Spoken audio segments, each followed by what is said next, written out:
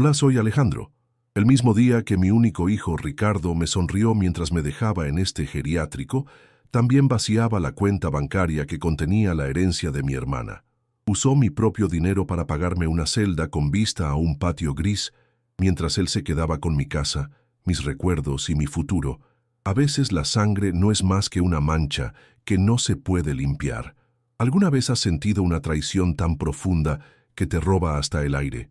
Antes de contarte el momento exacto en que descubrí la red de mentiras que mi hijo y su esposa tejieron a mis espaldas, comenta aquí desde dónde me estás viendo. Y si estas historias te tocan el alma, suscríbete al canal. Créeme, no querrás perderte lo que sucede cuando un padre decide que la dignidad vale mucho más que el dinero que un hijo le robó. La codicia de mi hijo no fue algo que surgió de la noche a la mañana. Fue un veneno lento, administrado por su esposa, Sonia, una mujer que siempre me miró como si yo fuera una cuenta por pagar. El golpe final fue la herencia de mi hermana Elena. Me hicieron creer que era una suma modesta, apenas suficiente para cubrir mis nuevos gastos. Ricardo me trajo aquí, a El Ocaso Dorado, con promesas de cuidado profesional y visitas diarias. Me dijo que era lo mejor para mí, que en casa estaba solo y corría peligro. Mientras sus palabras sonaban a preocupación, sus ojos tenían el brillo frío del que acaba de cerrar un negocio redondo, y yo, su padre, era la mercancía. Recuerdo el día que me dejó aquí como si tuviera una fotografía clavada en la memoria. El olor a desinfectante y a sopa de sobre me golpeó en la cara. Ricardo evitaba mi mirada, apurado por firmar los papeles y marcharse. Me asignaron una habitación pequeña, con una cama de metal y una ventana que daba a una pared de ladrillos. Me dio una palmada en el hombro, un gesto vacío, y dijo: «Te llamo mañana, papá. Pórtate bien». No hubo un abrazo, no hubo una lágrima, solo la prisa de alguien que huye de la escena de un crimen. Esa noche, el silencio del cuarto no era paz, era el sonido de haber sido borrado de mi propia vida. Me sentí como uno de mis viejos muebles, arrinconado en un depósito para que no estorbe. Poco antes de traerme, Ricardo me había pedido que le firmara un poder notarial. «Es para ayudarte con los trámites de la tía Elena, papá. Así no tienes que andar haciendo filas y papeleos», me explicó con una paciencia fingida. Confié en él. ¿Cómo no iba a hacerlo? Era el niño al que le enseñé a andar en bicicleta, al que consolé cuando se raspaba las rodillas. Le di mi firma sin leer la letra pequeña, la misma mano con la que había construido su cuna. Nunca imaginé que esa firma sería el arma que usaría para despojarme de todo, para vender la casa que construí con mi esposa, ladrillo por ladrillo, y para quedarse con el dinero que mi hermana me había dejado para que yo tuviera una vejez tranquila y digna. Los primeros meses en El Ocaso Dorado fueron una niebla de confusión y tristeza. Me pasaba las horas sentado junto a esa ventana, observando a los demás residentes, cada uno con su propia historia de olvido. Las enfermeras eran amables pero distantes, cumpliendo con una rutina mecánica: pastillas a las 8, almuerzo a la 1, cena a las 7. La vida se había convertido en un reloj sin propósito. Las llamadas de Ricardo se hicieron cada vez más cortas y esporádicas. «Estoy muy ocupado, papá», era su excusa constante. La promesa de visitas diarias se convirtió en una visita quincenal de 10 minutos, tiempo suficiente para asegurarse de que yo seguía respirando y no causaba problemas. En esas breves visitas, la tensión era palpable. Él hablaba del clima, del trabajo, de cualquier cosa para no hablar de lo importante. A veces me daba un poco de dinero en efectivo, billetes arrugados que sacaba de su billetera de cuero nueva. «Para que te compres tus cositas, viejo», decía con una condescendencia que me helaba los huesos. Era mi propio dinero, la herencia de mi hermana, y él me lo daba como si fuera una limosna. Sonia, su esposa, nunca vino, ni una sola vez. Fue en esa humillación, en esos billetes que me quemaban en la mano, donde la semilla de la duda comenzó a germinar. Mi tristeza empezó a transformarse en una rabia fría y silenciosa. Algo estaba terriblemente mal, y yo iba a averiguar qué era. La vida en El Ocaso Dorado se convirtió en una rutina de esperas vacías. Los días se medían por el tintineo del carrito de las medicinas y el sabor insípido de la comida servida en bandejas de plástico. Cada mañana era una copia exacta de la anterior, un ciclo interminable de pasillos silenciosos y miradas perdidas. Me sentaba junto a la ventana, no para ver el exterior, sino porque era el único lugar donde podía estar solo con mis pensamientos. Veía a los otros residentes, ancianos como yo, algunos resignados, otros aferrados a un último hilo de lucidez. Me preguntaba cuántos de ellos compartían mi historia, cuántos habían sido depositados allí como muebles viejos para no estorbar. La humillación no era un evento, era el aire que respiraba, la sensación constante de ser invisible, de haber sido reducido a una simple obligación. Las visitas de Ricardo eran la parte más dolorosa de esta nueva existencia. Llegaba siempre con prisa, mirando el reloj de su muñeca, uno nuevo y caro que yo no le conocía. Se sentaba en el borde de la silla, como si el simple contacto con el mobiliario del geriátrico pudiera contaminarlo. Hablábamos de banalidades, el tráfico, el clima, algún partido de fútbol. Nunca me preguntaba cómo me sentía de verdad. Nunca me miraba a los ojos por más de 2 segundos. Sus palabras de supuesto cariño sonaban huecas, ensayadas. Me dejaba una revista vieja o una bolsa de fruta y se iba con la misma rapidez con la que había llegado, dejándome con un vacío aún más grande. Cada visita era una confirmación de mi nuevo estatus. Yo ya no era su padre. Era una tarea en su agenda. Sonia nunca vino, pero su presencia se sentía en cada palabra de mi hijo. Cuando le preguntaba por ella, Ricardo respondía con excusas vagas. Está muy ocupada con la casa nueva, anda con migraña, te manda saludos. Sabía que eran mentiras. Podía escuchar la voz de ella detrás de cada decisión de Ricardo, de cada gesto de impaciencia. Una vez me trajo un suéter de lana áspera, de esos que venden en las tiendas de ofertas. Para que no pases frío, viejo, dijo con una sonrisa forzada. Esa noche, mientras lo hacía, doblaba para guardarlo. Sentí el material barato entre mis dedos y comprendí la magnitud de su desprecio. Ellos vivían una vida de lujos con mi dinero, mientras a mí me regalaban las migajas, gestos calculados para tranquilizar una conciencia que, en el fondo, sabían culpable. A veces, para escapar del presente, cerraba los ojos y viajaba a mi taller. Podía oler la mezcla de aserrín de pino y barniz, sentir el peso familiar de un martillo en mi mano. Recordaba a un Ricardo de 8 años, con los ojos llenos de admiración, mientras yo le enseñaba a clavar su primer clavo. «Con cuidado, campeón, que la madera tiene su carácter», le decía. Él me miraba como si yo fuera un mago, capaz de crear belleza de un simple trozo de madera. ¿En qué momento ese niño se había perdido? ¿Cuándo la admiración se había transformado en esta fría conveniencia? Esa memoria, que antes me traía consuelo, ahora era una daga que se clavaba en mi pecho, recordándome todo lo que había perdido. No solo una casa y dinero, sino al hijo que creí haber criado. Un día la rabia me dio el valor para ponerlo a prueba. Necesitaba unos zapatos nuevos, ya que los míos estaban gastados y me hacían daño al caminar. Durante su siguiente visita, se lo mencioné. «Ricardo, necesito comprar unos zapatos ortopédicos, estos ya no sirven». Su rostro se tensó por un instante. Sacó la billetera, pero en lugar de darme el dinero, me dio un sermón. «Papá, tenemos que cuidar los gastos. La mensualidad de este lugar es muy alta. ¿Sabes? Veré si Sonia encuentra algo en oferta por internet». Me trató como a un niño caprichoso pidiendo un juguete caro. Yo, que le había pagado la universidad y le había dado el dinero para empezar su primer negocio, ahora tenía que mendigarle un par de zapatos. Me quedé en silencio, pero por dentro, el hielo de la tristeza comenzaba a resquebrajarse, dando paso al fuego. En medio de esa soledad y desprecio, hubo una pequeña luz. Se llamaba Lucía, una joven enfermera auxiliar que no me miraba, como a un número de habitación. Tenía una sonrisa genuina y una forma de hablar que no era condescendiente. Un día, mientras me tomaba la presión, se fijó en mis manos. «Usted tiene manos de haber trabajado mucho, ¿verdad, don Alejandro?», me preguntó. Nadie se había fijado en mis manos en años. Le conté de mi carpintería, de los muebles que había construido. Ella escuchaba con un interés que me desarmó. A veces me traía un café de verdad, no el agua sucia que nos servían, y se sentaba conmigo 5 minutos. Esos pequeños gestos de humanidad me recordaron que yo seguía siendo una persona, no solo un anciano abandonado. Fue la amabilidad de Lucía lo que terminó de despertar algo en mí. Una noche, después de que ella me contara que estaba estudiando para ser abogada, me quedé pensando. La tristeza se había transformado en una determinación fría y clara. No iba a dejar que me borraran así.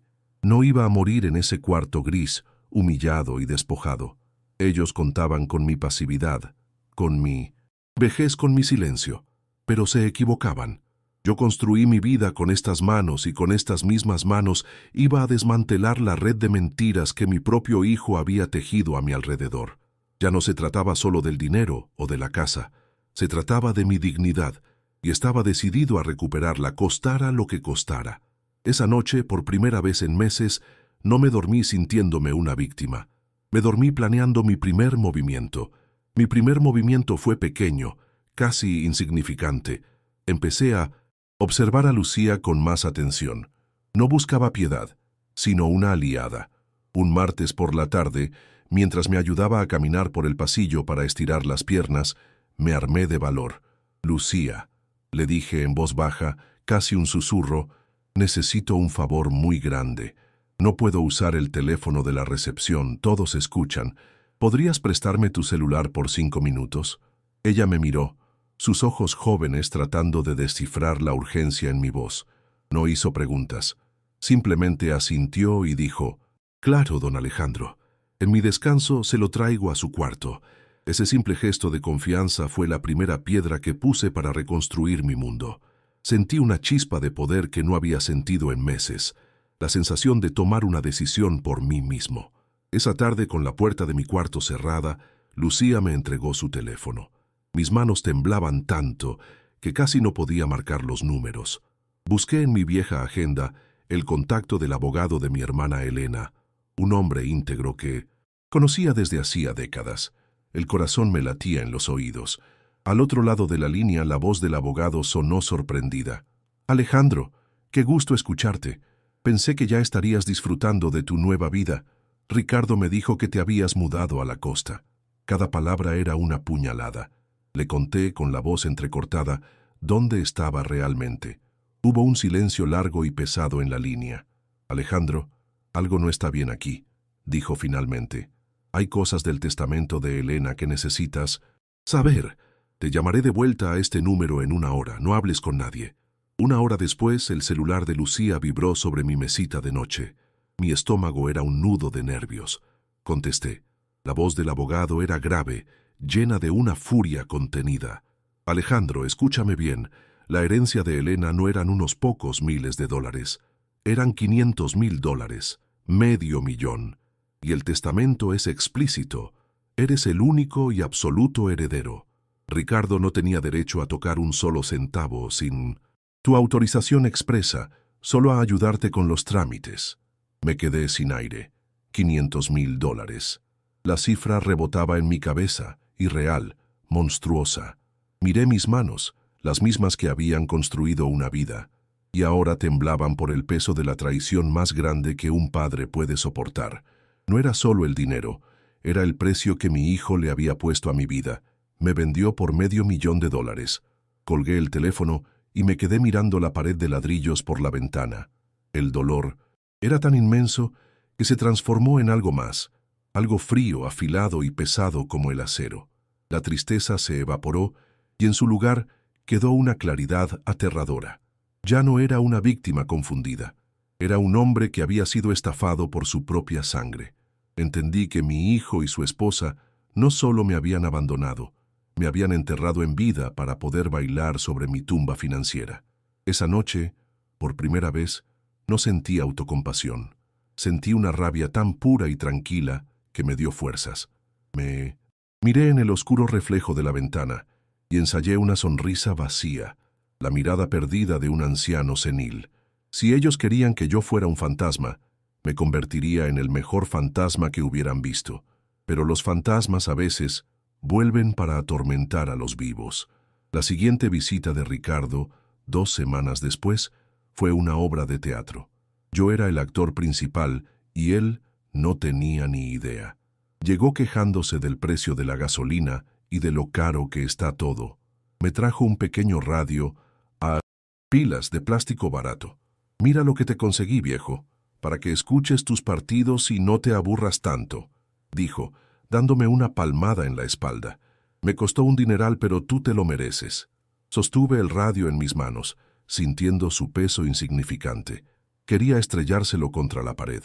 Quería gritarle que sabía de su reloj nuevo, de los viajes que seguramente Sonia publicaba en sus redes sociales, del festín que se estaban dando con mi dinero. En lugar de eso, sonreí con mi nueva sonrisa ensayada y le dije, «Gracias, hijo, eres muy bueno conmigo». Su rostro se relajó, satisfecho de su propia mentira. Mientras él hablaba de sus supuestos problemas económicos, yo lo observaba como un científico observa un insecto bajo el microscopio. Noté sus zapatos de cuero italiano, probablemente más caros que toda la mensualidad de este lugar. Vi la forma en que su mirada se desviaba cada vez que yo intentaba sostenerla, el ligero tic en su párpado cuando mencionaba la palabra dinero. Ya no veía a mi hijo, al niño que crié. Veía a un extraño, un estafador con mi apellido. Cada palabra suya era una mentira, cada gesto una actuación. Y yo le seguía el juego, asintiendo, pareciendo confundido, interpretando el papel del anciano frágil que ellos habían creado para mí. La humillación ya no me dolía.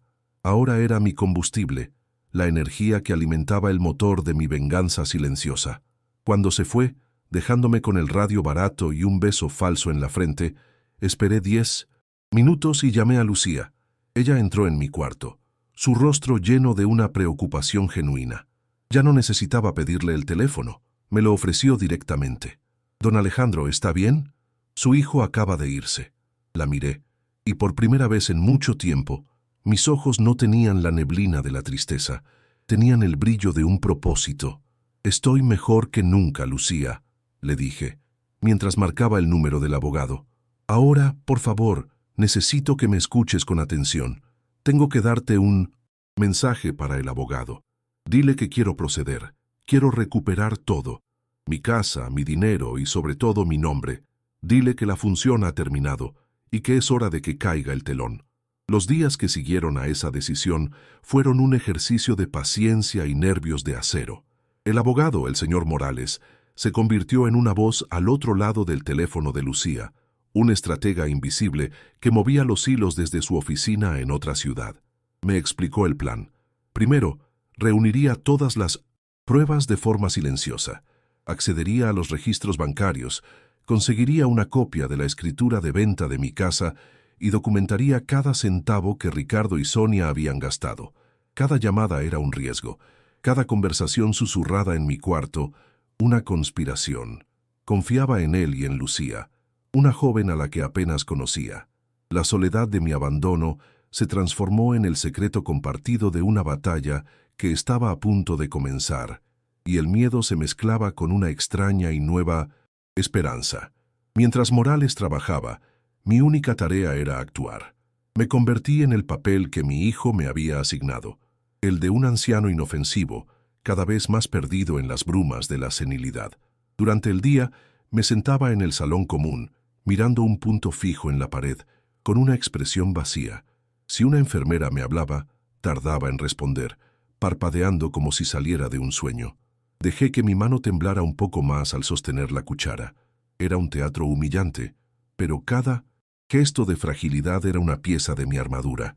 Ricardo contaba con mi debilidad, con que yo fuera una figura pasiva y rota. No sabía que, detrás de esa fachada de olvido, mi mente estaba más afilada y furiosa que nunca, observando, esperando el momento perfecto para demostrarle lo equivocado que estaba. Por las noches, cuando el silencio del geriátrico se hacía denso, mi mente trabajaba sin descanso. El abogado necesitaba detalles, fechas, conversaciones exactas. Tuve que reabrir heridas, recordar el día en que firmé el poder notarial en la mesa de mi propia cocina.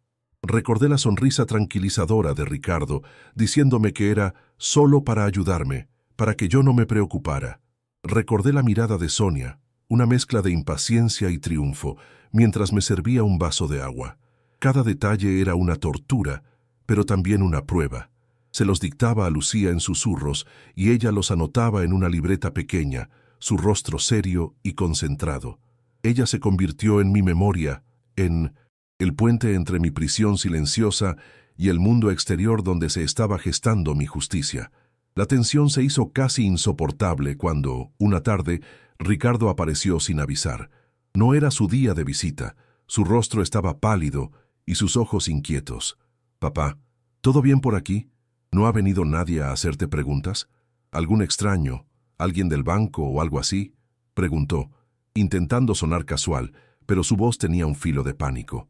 Mi corazón se detuvo por un segundo. Tuve que reunir toda mi fuerza de voluntad para mirarlo con mis ojos vacíos y ensayados. «No, hijo. ¿Quién va a venir a verme? Aquí nunca viene nadie nuevo», respondí con una voz débil y quejumbrosa. Se tranquilizó visiblemente, pero esa visita me confirmó algo. El cerco se estaba estrechando.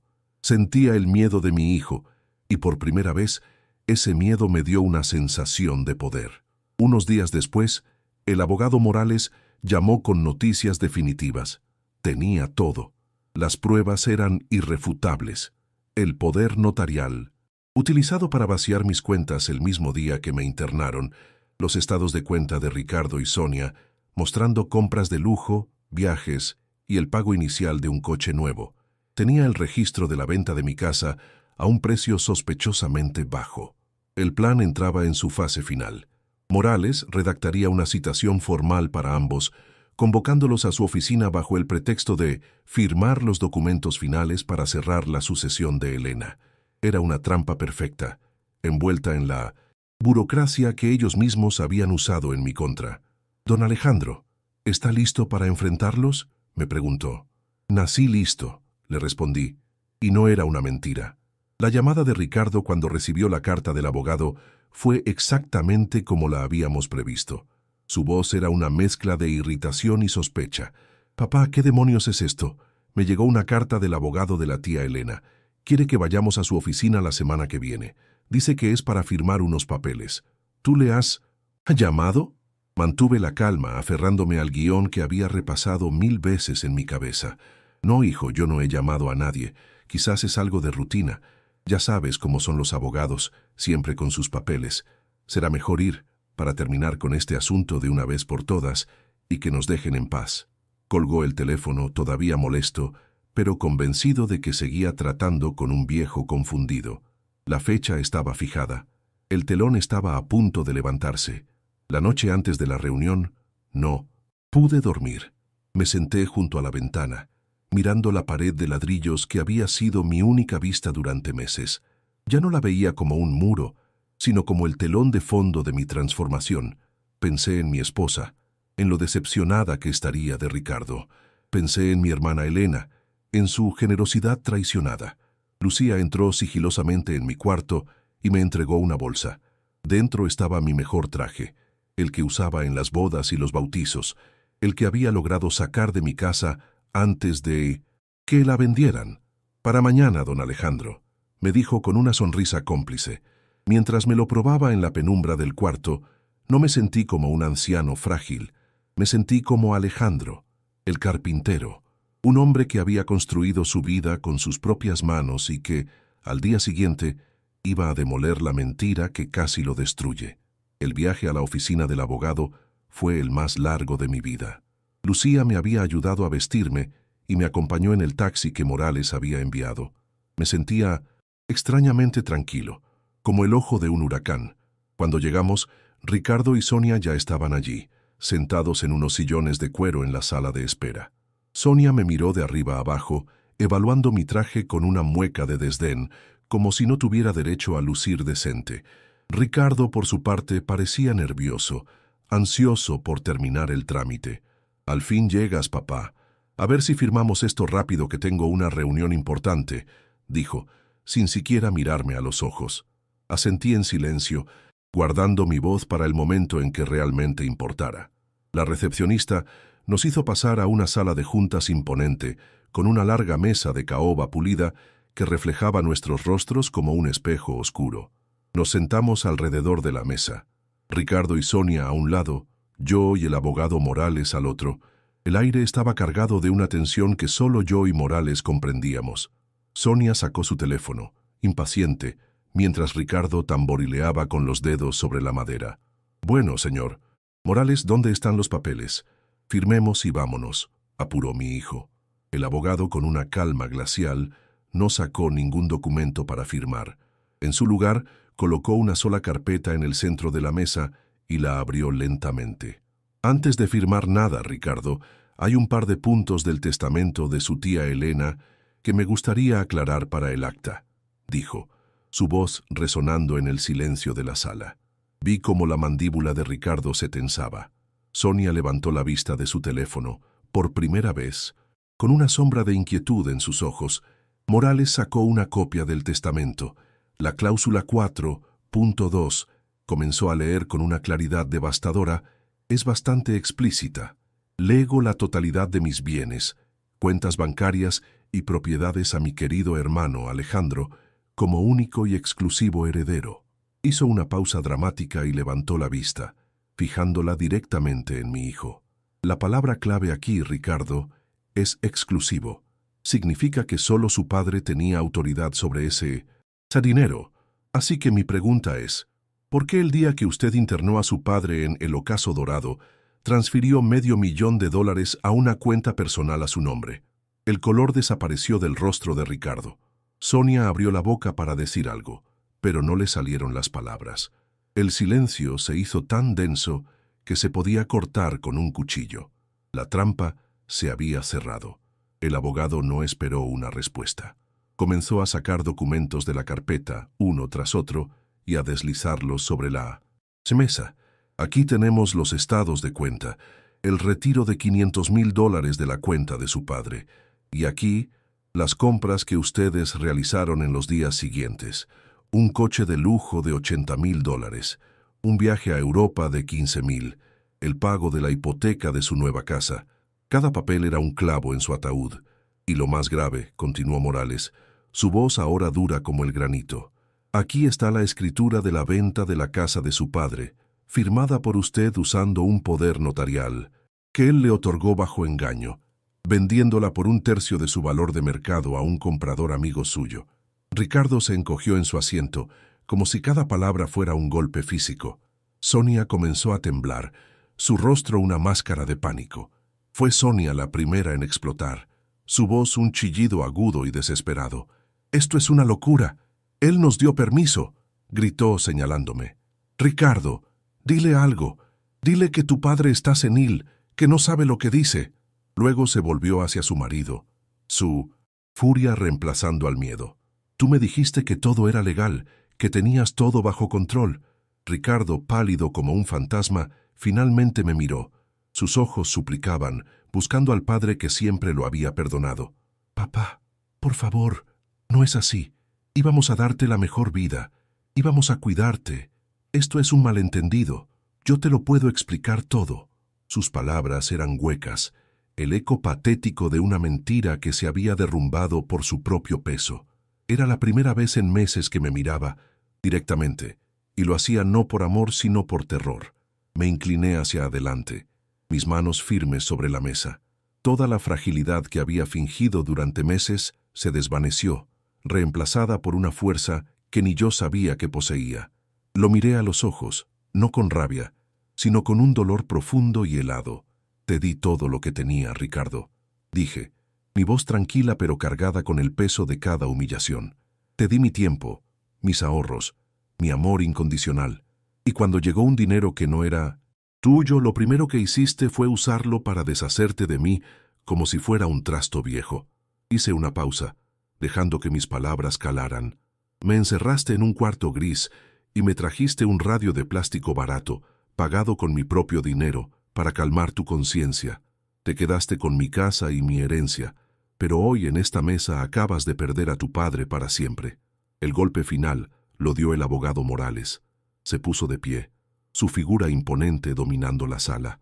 «Como representante legal del señor Alejandro», anunció con una formalidad implacable, «les informo que, por orden judicial, todas sus cuentas bancarias han sido congeladas esta mañana». Se ha iniciado un proceso penal en su contra por los delitos de fraude, abuso de confianza y explotación de una persona vulnerable. La casa vendida fraudulentamente será recuperada, y ustedes deberán restituir cada centavo que robaron, con intereses y daños. Ricardo dejó escapar un gemido ahogado y hundió la cabeza entre las manos. Sonia se quedó paralizada, su rostro desfigurado por la incredulidad y la ruina. En ese momento, en medio del colapso de su mundo de codicia, yo recuperé mi dignidad. La justicia no me trajo alegría, pero me devolvió la paz. Salí de esa oficina sin mirar atrás. Dejé a Ricardo y a Sonia sentados allí, rotos en 1000 pedazos bajo el peso de su propia codicia. No sentí alegría ni triunfo, solo un vacío inmenso y una calma extraña, como la que queda después de que un huracán arrasa con todo. Ulti, abogado Morales me dio una palmada en el hombro, un gesto de apoyo silencioso. Afuera, el sol de la tarde me pareció más brillante, el aire más limpio. Mientras el taxi se alejaba, vi por el espejo retrovisor la figura de mi hijo, un hombre desplomado en una silla de cuero caro convertido en un extraño para mí. En ese momento entendí que no solo había perdido su herencia robada, había perdido su historia, su apellido y, sobre todo, la brújula moral que alguna vez intenté enseñarle. La justicia a veces no es un estallido, es un silencio que lo dice todo. Mi salida de El Ocaso Dorado fue discreta, sin fanfarrias. Lucía me ayudó a empacar la pequeña maleta con mis pocas pertenencias. Cuando firmé los papeles de salida, el director me miró con una mezcla de sorpresa y respeto que no había visto antes. Le di un abrazo a Lucía, uno de verdad, de esos que no necesitan palabras. «No sé cómo agradecerte», le susurré. Ella solo sonrió y me dijo, «Usted ya lo hizo, don Alejandro. Me enseñó que la dignidad no tiene precio». Antes de irme, le pedí al abogado Morales que hiciera una donación anónima considerable al geriátrico, con la condición de que se usara para mejorar las áreas comunes y crear un pequeño fondo de ayuda legal para los residentes. No podía cambiar mi pasado allí, pero quizá podía mejorar el futuro de otros que, como yo, solo necesitaban que alguien los viera. Los meses siguientes fueron un torbellino de procesos legales que yo seguía a la distancia. El abogado Morales me mantenía informado. Ricardo y Sonia lo perdieron todo. Tuvieron que vender el coche de lujo y la casa que habían comprado con mi dinero para cubrir parte de la deuda. Mi antigua casa, la que construí con mi esposa, fue recuperada por orden judicial. Me contaron que tuvieron que enfrentarse a la vergüenza pública, a las miradas de los vecinos y amigos que antes los envidiaban. Ricardo fue condenado a una pena de prisión por fraude, una sentencia corta, pero que mancharía su nombre para siempre. Nunca intenté contactarlo, ni él a mí. El puente entre nosotros no estaba roto, simplemente se había desintegrado, convertido en el polvo de sus mentiras y su ambición. Decidí no volver a mi antigua casa. Estaba llena de fantasmas y recuerdos agridulces. En su lugar, compré un pequeño apartamento en un edificio tranquilo, con un balcón que daba a un parque lleno de árboles. Era un lugar lleno de luz, donde el silencio no era de abandono, sino de paz. Lo primero que hice fue instalar un pequeño taller de carpintería en una de las habitaciones. El olor a madera y a barniz me devolvió a la vida. Volví a sentir el placer de crear algo con mis propias manos, de darle forma a un trozo de madera hasta convertirlo en algo útil y bello. Recobré las pequeñas dignidades que me habían robado. Decidir qué desayunar, caminar descalzo por mi propio suelo, escuchar la música que me gustaba sin que nadie me dijera que bajara el volumen. Lucía se convirtió en una presencia constante y cálida en mi nueva vida. Cuando supo de mi donación se conmovió, pero yo le dije que mi verdadera gratitud era con ella. Decidí financiar sus estudios de abogacía por completo, no como un pago, sino como una inversión en la bondad y la integridad que ella representaba. Cada semana almorzamos juntos. Ella me cuenta sobre sus clases, sobre los casos que estudia, y yo le hablo de mis nuevos proyectos en el taller. Es la hija que la vida me dio tarde, una conexión forjada no en la sangre, sino en el respeto mutuo y en un acto de humanidad que me salvó cuando estaba a punto de rendirme. Ella me recuerda que la familia no siempre es la que te toca, a veces es la que eliges y la que te elige a ti. Hace un par de semanas recibí una carta con el remitente de la prisión. Era de Ricardo. La sostuve en mis manos durante un largo rato, sintiendo el peso del papel y de todo lo que no se dijo. No la abrí. La coloqué sobre la mesa de mi taller y seguí lijando una pieza de cedro. No. Siento odio. Solo una profunda lástima. Él creyó que el dinero le daría la felicidad, pero solo le compró una celda, tanto literal como figurada. Yo, en cambio, perdí una casa y una fortuna, pero en el proceso encontré algo mucho más valioso, a mí mismo. Y mientras el sol de la tarde entra por mi ventana, iluminando el polvo de madera que flota en el aire, entiendo que la verdadera riqueza no es lo que acumulas, sino lo que eres capaz de reconstruir después de que todo se ha derrumbado. ¿Conoces a alguien que necesita escuchar este mensaje de autoconfianza? Por favor, comparte este video con esa persona. No te olvides de suscribirte para más historias sobre encontrar tu propio camino, incluso cuando no es el que los demás esperan. Gracias por escuchar. Hoy, mi vida transcurre entre el aroma del cedro recién lijado y el sabor del café que yo mismo preparo cada mañana. Mi pequeño taller no es solo un pasatiempo, es mi santuario. Cada mueble que creo, cada junta que ensamblo, es una afirmación de que mis manos todavía sirven para construir, no solo para temblar de tristeza o de rabia. La paz que siento en este apartamento no se parece en nada al silencio opresivo de El Ocaso Dorado. Allá, el silencio era el sonido del olvido. Aquí es el sonido de la libertad, de la autonomía recuperada, de un hombre que ha vuelto a ser el dueño de sus propios días y de sus propias noches. Ya no espero que nadie venga a visitarme. Ahora, si quiero compañía, soy yo quien abre la puerta, para recibir a mis amigos, no para ver a mis carceleros. La carta de Ricardo sigue sobre una repisa en el taller, sin abrir. A veces la miro de reojo. No siento la tentación de leerla, ni tampoco el odio que una vez me consumió.